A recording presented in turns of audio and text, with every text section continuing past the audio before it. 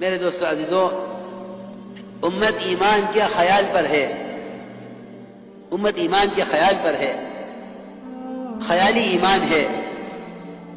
ایمان کی حقیقت سے بالکل واقف نہیں ہے۔ یہاں ایمان کے حلقوں میں لا کر ایمان کی تعلیم دو، یہاں ایمان کے حلقوں میں لا کر ایمان کی تعلیم دو، جم کر یہ بات سمجھاؤ کہ ایمان کہتے ہیں محمد صلی اللہ علیہ وسلم کی لائی ہوئی خبروں کو محمد صلی اللہ علیہ وسلم کے اعتماد پر یقینی ماننا،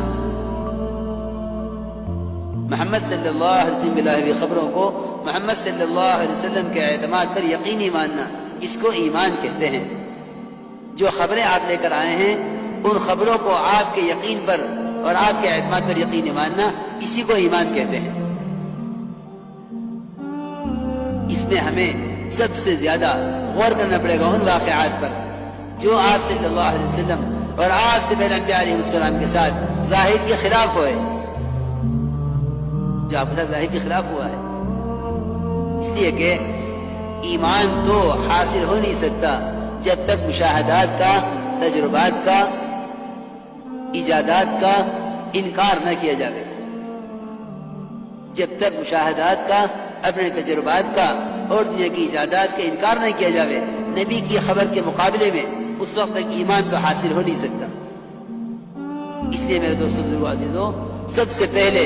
انبیاء علیہ السلام کے وہ واقعات، کیونکہ انبیاء علیہ السلام کے واقعات یہ دلوں کے اندر جماع پیدا کرنے کے لیے ہیں۔ اللہ نے فرمایا ہے کہ نبی جی ہم آپ پر انبیاء علیہ السلام کے واقعات اس لیے وحی کرتے ہیں تاکہ آپ کے دل میں جماع پیدا کریں۔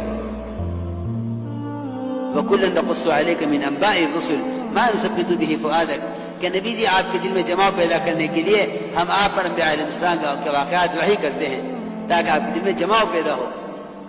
انبیاء علیہ السلام کی دعوت تمام قوموں کے لیے، ان کے تجربات، ان کے مشاہدات، ان کے قائم کیے ہوئے نقشے، ان سارے نقشوں کے خلاف انبیاء علیہ السلام کی دعوت ان سارے نقشوں کے خلاف ہوتی تھی۔ اسی لیے تو ہر قوم نے اپنے نبی کو پاگل کہا ہے۔ کثرت ذکر سے پاگل ہونے کا مطلب یہ نہیں ہے کہ دماغ پاگل ہو جائے، نہیں، بلکہ انبیاء علیہ السلام کو کثرت ذکر کی وجہ سے، انبیاء علیہ السلام کو کثرت ذکر کی وجہ سے پاگل کہلائے جانے کا مطلب یہ ہے کہ انہوں نے بکثرت اللہ کی ذات سے ہونے اور اللہ کے غیر سے نہ ہونے کی جو دعوت دی ہے، اس دعوت پر ہر قوم نے اپنے نبی کو پاگل کہا ہے۔ کہ حدیث میں آتا ہے کہ اتنا ذکر کرو، اتنا ذکر کرو، اتنا ذکر کرو کہ لوگ تمہیں پاگل کہنے لگے۔ اس سے میری بات یاد رکھنا کہ اس سے صرف کلمہ لا الہ الا اللہ کا ذکر مراد نہیں ہے، کیونکہ میرے دوستو عزیزو ذکر کو محدود کر دیا ہے صرف کلمے کے ساتھ۔ کلمہ لا الہ الا اللہ کی کثرت سے ایمان کی تجدید کا مطلب یہ ہے، کلمہ لا الہ الا اللہ کی کثرت سے ایمان کی تجدید کا مطلب یہ ہے کہ ایمان کے حلقوں میں جمع کر کے یہاں اللہ کی قدرت، اللہ کی عظمت، اللہ کی بڑائی، تمام دنیا کے پھیلے نقشوں کے مقابلے میں اللہ کی قدرت کو سمجھانا، یہ ہے کہ کلمے کی کثرت سے جو ہے کلمے کی کثرت کرنے والوں کو پاگل کہلایا جانے کا مطلب یہ ہے۔ کیونکہ انبیاء علیہ السلام نے جب اللہ کی طرف سے آ کر قوم کے نقشوں کے خلاف اللہ کی ذات سے ہونے کا تذکرے کیے تو قوموں نے نبیوں کو پاگل کہا ہے۔ میری بات ذرا دھیان سے سننی ہوگی بھائی، کیونکہ حدیث میں آتا ہے، ذرا اس کو سمجھ لو، حدیث میں آتا ہے کہ مختلف خاندان، مختلف قبیلوں کے لوگ اللہ کے گھروں میں سے کسی گھر میں جمع ہو کر جب اللہ کے تذکرے کرتے ہیں، یہاں بے شک ذکر کا لفظ ہے حدیث میں، لیکن یہاں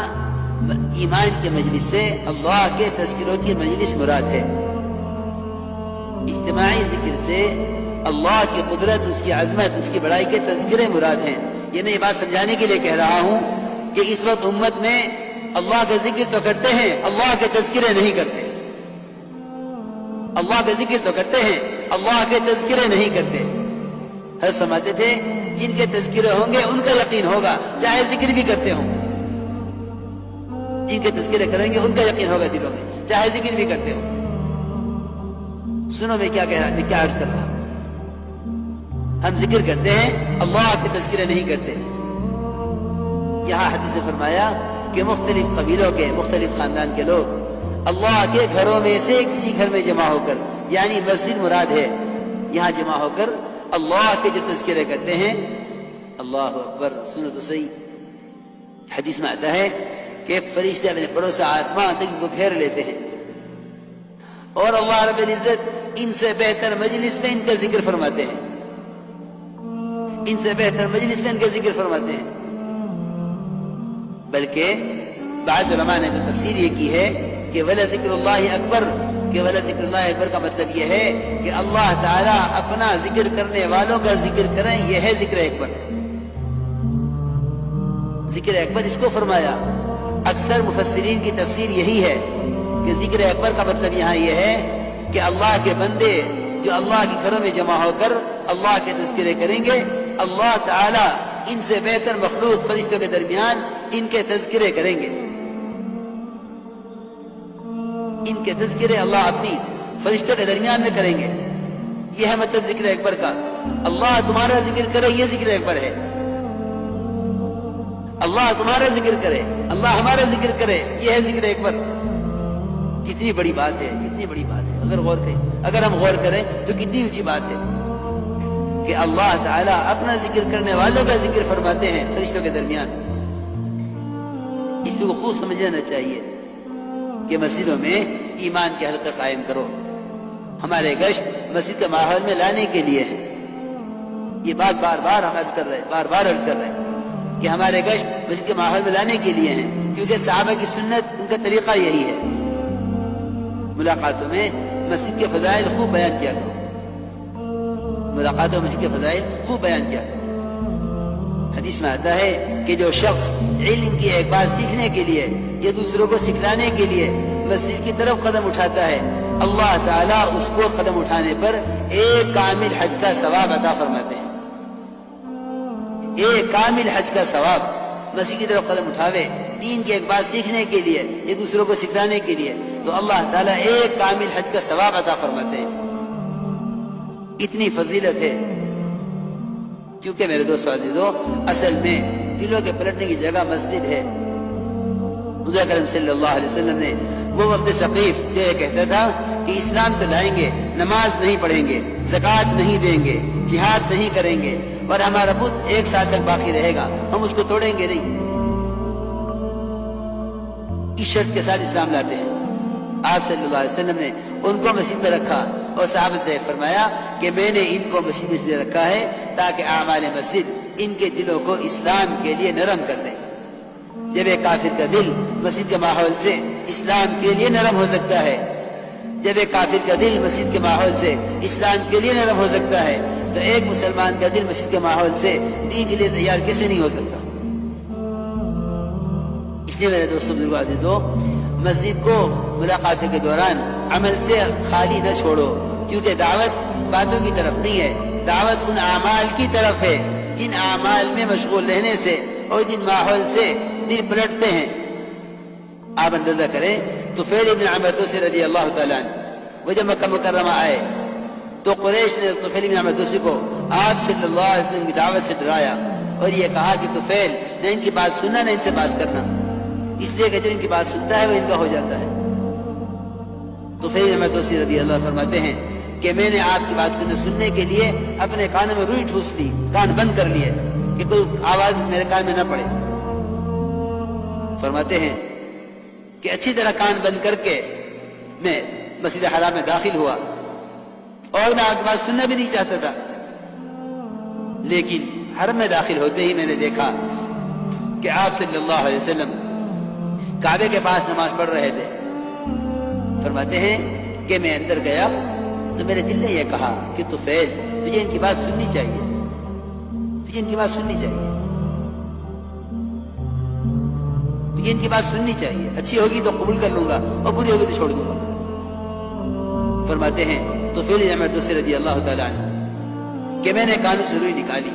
اور میں نے آپ کا کلام سنا اور اسلام اسی وقت قبول کیا، اور اتنا ہی نہیں بلکہ آپ سے کہا فوراً کہ یا رسول اللہ میری قوم میری بات مانتی ہے، میں اپنی قوم کو جا کر دعوت دوں۔ اللہ کی شان. جو کان میں ریٹھ گھسے ہوئے تھے مسجد سے باہر، انہوں نے مسجد میں آ کر بات سنی، اور بات سن کر یہ عرض کیا کہ اپنے قوم کو جا کر دعوت دوں. چند سال میں 80 خاندان، قبیلہ دوست کے 80 خاندان ان کے ذریعے اسلام میں داخل ہوئے، جن کو لے کر یہ خیبر کے موقع پر پہنچے حضور اکرم صلی اللہ علیہ وسلم کی خدمت میں. جو خود بات سننا نہیں چاہتا تھا، وہ 80 خاندانوں کے اسلام میں داخل ہونے کا ذریعہ بنا ہے. میرے دوستو عزیزوں، میں تو بار بار عرض کر رہا، اپنے کام کو سنت کی طرف لاؤ، اپنے کام کو سنت کی طرف. السلام علیکم ورحمۃ اللہ وبرکاتہ. ناظرین کیسے ہیں؟ امید ہے اللہ کی اجازت سے کہ آپ سب خیریت سے ہوں گے اور اچھے اچھے کاموں میں مصروف ہوں گے انشاءاللہ تعالی. آپ سب سے عاجزانہ درخواست ہے کہ آپ سب ہمارے چینل دین اسلام حق پسند کو سبسکرائب کریں اور اپنے دوستوں میں شیئر کریں، اور ان کی جب بھی ویڈیو اپلوڈ ہو، جب بھی کوئی رسالات اس پہ اپلوڈ ہو تو آپ تک مل جائے. ان کے لیے آپ بیل آئیکن کو بھی پریس کر دیں.